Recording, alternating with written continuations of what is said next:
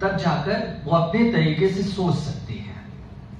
इसी तरह से तहजीब-ए-निस्वा 1927 में अल्बानिया की औरतें नाम का एक लेख छपा है और लिखने वाले का नाम आपको मालूम ही है कि एकदम शुरुआती दौर में हिंदी में भी ये परंपरा थी और उर्दू में भी ये परंपरा थी कि अज्ञात करके लिखा जाता था। कुछ लोग अपना नाम नुमाया नहीं करना चाहते थे, तो अल्बानिया की औरतें हैं।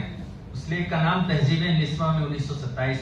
हैदराबाद से इंग्लिस्तान का सफर मोहम्मदी बेगम ने लिखा इस्मत नाम की पत्रिका में।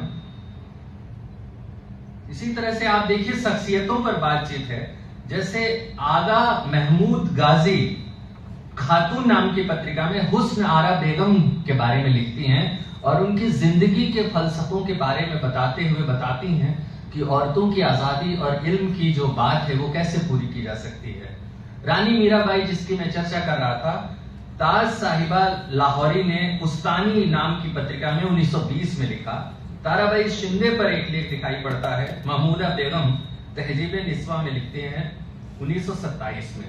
तो आप देखिए कि पत्रिकाओं में जो दुनिया जहान का जिक्र है उसमें दो तरह की बातें शामिल हैं।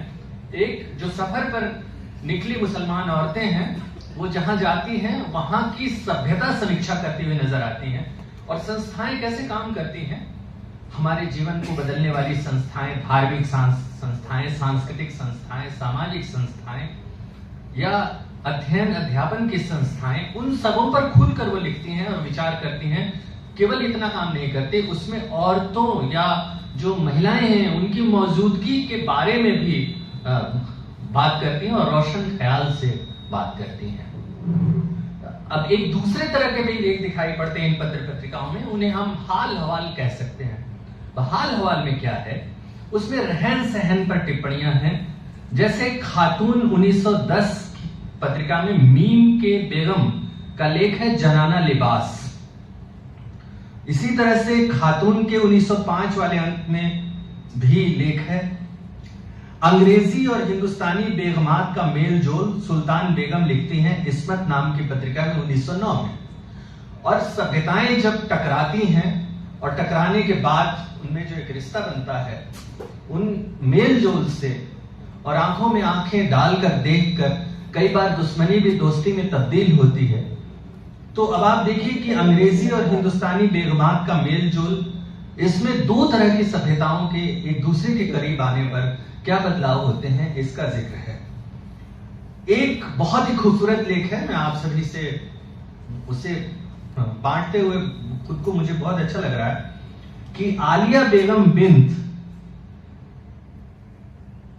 अहमद तमन्नाई, ये खातून में 1911 में एक लेख लिखती हैं, फट पड़े वो सोना जिससे टूटे कान।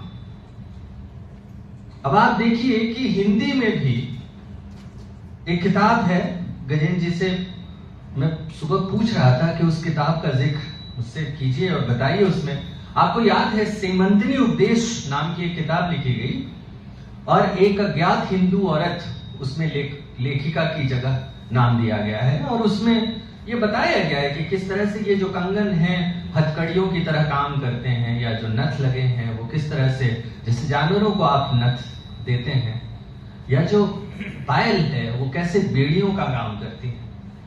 और क्या खूबसूरत बात है कि इस मुल्क में दोनों ही तरफ से सोचने वाले लोग एक तरह की सोच। अब वो लेख आलिया बेगम बिन्त अहमद तमन्नाई खातून में लिखती हैं, फट पड़े वो सोना जिससे टूटे कान, और हमें सीमंतनी उपदेश की याद आ जाती है। रस्मो रिवाज पर भी बहुत सारी बातें खातून करती हैं। जैसे आप बीती जहरा नाम की महिला लिखती हैं खातून में 1910 में। बेचारी दुल्हन नाम का एक लेख लिखती हैं सुल्तान बेगम देहलवी खातून में 1910 में, और बताती हैं कि जो नई बहुएं आती हैं उनके ऊपर किस तरह से रस्मो रिवाज की तमाम बंदिशें लगा दी जाती हैं। और एक तो बहुत ही सुंदर लेख है, हाय तुम भी उन्हीं की बीवी हो, बिन्त नजरुल बाकर खातून